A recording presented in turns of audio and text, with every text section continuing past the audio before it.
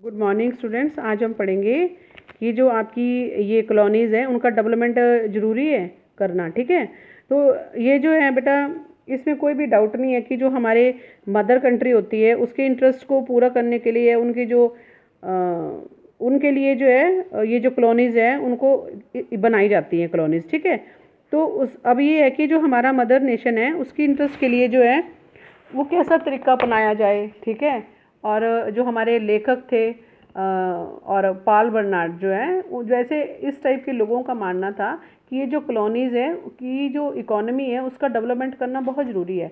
और वो ये कहते थे कि जो कॉलोनीज़ है जो सिर्फ मुनाफा कमाने के लिए नहीं बनाई जाती है। जो कॉलोनीज़ है जैसे माना वहाँ पर लोगों को सामान बेचना है या जो भी है, सिर्फ उसके लिए नहीं होती है, प्रॉफिट के लिए नहीं होती है।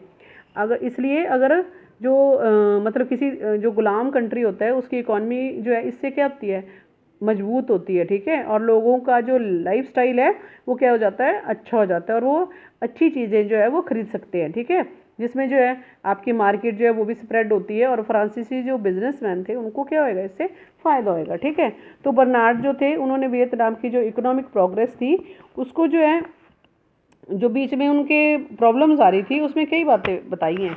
जैसे हमारे देश की आबादी जो है, जनसंख्या है वो बहुत ज़्यादा थी, और जो एग्रीकल्चर करने का जो लेवल था वो बहुत ज़्यादा कम था। जो हमारे किसान थे, फार्मर थे, बहुत ज़्यादा उनके ऊपर जो क्या था वो कर्जा चढ़ा हुआ था। ठीक है, और जो बहुत ज़्यादा गरीब जो रूरल एरियाज़ में ग्रामीण जो लोग थे उनकी गरीबी कम करने के लिए और जो है अपनी प्रोडक्शन को बढ़ाने के लिए ये बहुत ज़रूरी था कि जो वियतनाम में भी उसी तरह के लैंड रिफॉर्म जो है वो किए जाएं जिस तरह के लैंड रिफॉर्म जो थे जापान में 1890 के टाइम पीरियड में हुए थे। ठीक है, लेकिन जो है इस रास्ते पर चलते हुए जो है ये गारंटी बिल्कुल नहीं दी जा सकती थी कि सबको जो है एम्प्लॉयमेंट मिल जाएगा। जैसे कि जो जापान के जो एक्सपीरियंस थे उनसे ये हमने देखा था कि वहाँ पर नए जो आपकी एम्प्लॉयमेंट है उसको पैदा करने के लिए जो है इकोनॉमी का इंडस्ट्रियलाइजेशन करना जो है वो बहुत ज़्यादा ज़रूरी हो जाता है।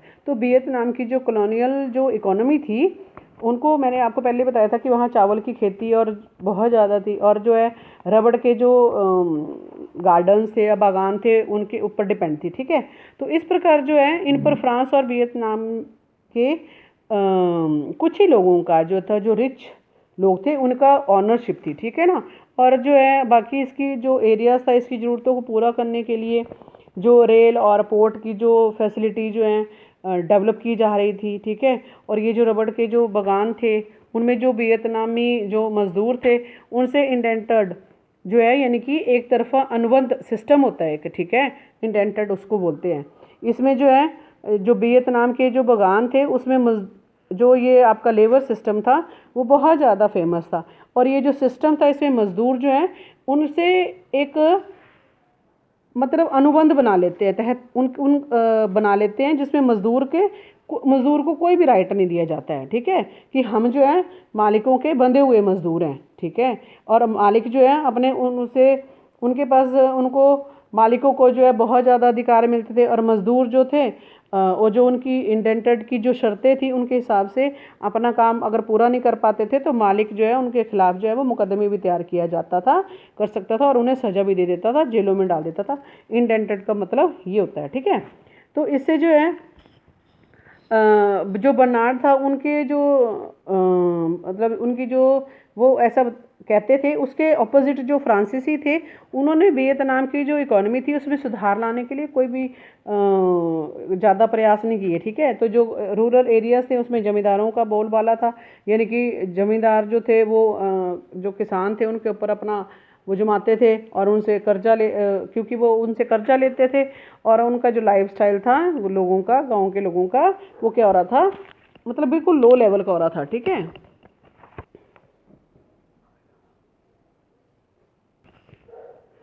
अब हम पढ़ेंगे डायलेमा ऑफ कॉलोनियल एजुकेशन, यानी कि जो आपका कॉलोनी जो थी एजुकेशन थी वो क्यों प्रॉब्लम आ रही थी। जो फ्रांसीसी हमारे ये आपका कॉलोनिज्म था वो इसमें जो है इकोनॉमिक जो एक्सप्लॉयटेशन था उसके ऊपर ही वो नहीं था, मतलब सेंट्रलाइज नहीं था, ठीक है।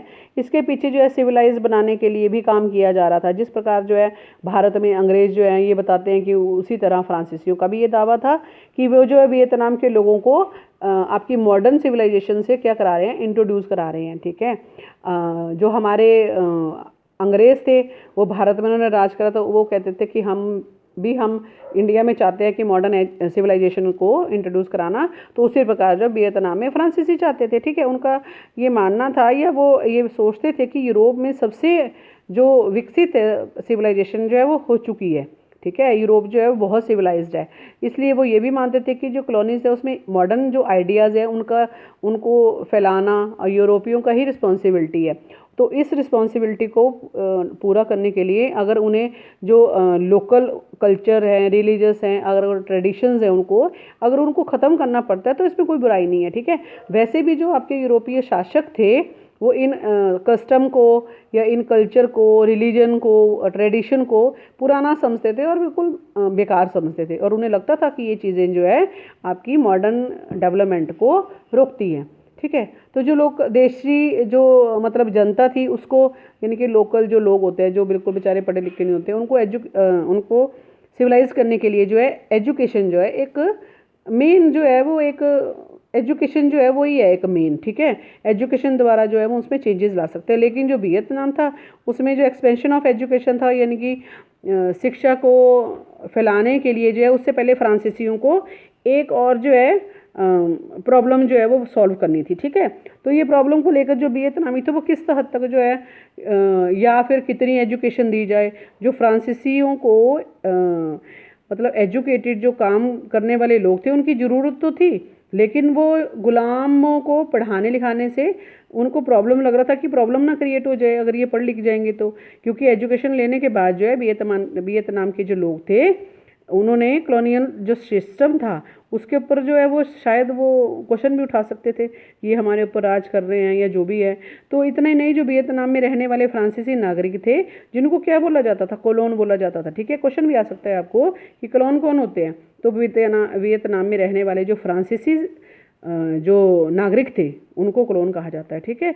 तो उनको ये भी डर था कि जो लोकल लोग थे उसमें एजुकेशन के एक्सपेंशन के लिए कहीं उनके जो वो काम कर रहे हैं, जो नौकरियां हैं, वो भी उनसे छीन ना ली जाएं। क्योंकि इन लोगों में कोई टीचर बना हुआ था, कोई शॉपकीपर था, कोई पुलिस में था, तो इसलिए ये लोग जो है वियतनामियों को पूरी जो फ्रांसीसी एजुकेशन थी उसको जो थे देने के मतलब उसका क्रिटिसाइज कर रहे थे इसको, ठीक है। तो नेक्स्ट है आपका मॉडर्न आइडियाज़, और जो आपकी शिक्षा है उसकी लैंग्वेज क्या होनी चाहिए, ठीक है। तो इसमें बता रखा है कि एजुकेशन के जो एरिया स्कोप था उसमें जो फ्रांसीसी थे उनको एक और प्रॉब्लम का सामना करना पड़ रहा था कि जो वियतनाम का था उसके जो रिच या बहुत अच्छे लोग थे उनके लोग जो थे जो चीनी कल्चर था उससे बहुत ज़्यादा इम्प्रेस थे। तो फ्रांसीसियों को अपनी जो है लोगों के ऊपर अपनी सत्ता को, पावर्स को ज़्यादा स्ट्रॉन्ग करने के लिए जो है उन्हें जो है इस इफ़ेक्ट को भी ख़त्म करना था पहले, ठीक है, क्योंकि वो उनसे ज़्यादा इम्प्रेसिव थे। तो इसके पहले उन्होंने अपने जो ट्रेडिशनल एजुकेशन सिस्टम था उसको पहले सिस्टमेटिकल जो है वो ख़त्म करा, और जो वियतनामी थे उनको फ्रांसीसी किस्म के जो स्कूल थे वो खोल दिए गए। लेकिन ये भी कोई बहुत ज़्यादा इजी काम नहीं था। अब तक जो है समाज के जो रिच फैमिलीज़ के लोग थे वो चीनी भाषा का इस्तेमाल करते थे, जिसे जो है हटाना जो है वो बहुत ज़्यादा मुश्किल था। लेकिन उनकी जगह लेने वाले भाषा कौन सी हो, अब चीनी जो लैंग्वेज वो यूज़ कर रहे हैं उसको हटाने के बाद जो है कौन सी लैंग्वेज जो है वो अपनाई जाए। तो चीनी भाषा को हटाकर जो है लोगों को वियतनामी भाषा पढ़ाई जाए या उन्हें फ्रांसीसी भाषा में शिक्षा दी जाए, ठीक है। ये भी एक प्रॉब्लम थी उनको। तो ये जो क्वेश्चन था इस पर लोगों के बीच में दो आइडियाज़ थे।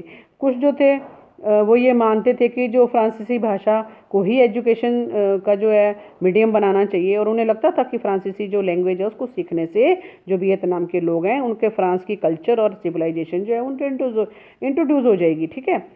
और इस प्रकार जो है यूरोपीय फ्रांस के साथ साथ जो है वो क्या करेंगे, एशियाई फ्रांस की को भी डेवलप करने में मदद मिलेगी। तो वियतनाम के जो एजुकेशन जो है सिस्टम तो यानी कि जो एजुकेशन प्राप्त प्राप्त जो एजुकेशन लेने वाले लोग थे वो फ्रांसीसी फीलिंग्स को और आइडियाज़ को और उनके आइडियाज़ को उनको रिस्पेक्ट करने लगेंगे और फ्रांसीसी कल्चर की जो एक श्रेष्ठता होती है, ठीक है, वो उससे प्रभावित हो जाएंगी। तो फ्रांसीसियों के लिए जो है लगन से काम करने, और फ्रांसीसियों के लिए वो काम करते थे जैसे वियतनाम के लोग है ना, तो वो उसमें क्या करेंगे, उनमें अच्छे से काम करने लगेंगे। तो बहुत सारे लोग जो हैं इस बात के खिलाफ थे कि पढ़ाई के लिए कि सिर्फ केवल फ्रांसीसी लैंग्वेज कोई मीडियम बनाया जाए। उनका विचार था कि अगर छोटी कक्षाओं में जो छोटी छोटी क्लासेस होती है उसमें वियतनामी और बड़ी कक्षाओं में फ्रांसीसी भाषा का प्रयोग किया जाए एजुकेशन के लिए, ठीक है। तो वो तो ये चाहते थे कि वहाँ थोड़े से लोग जो है फ्रांसीसी सीख लेंगे और फ्रांस की कल्चर को अपना लेंगे और उन्हें जो है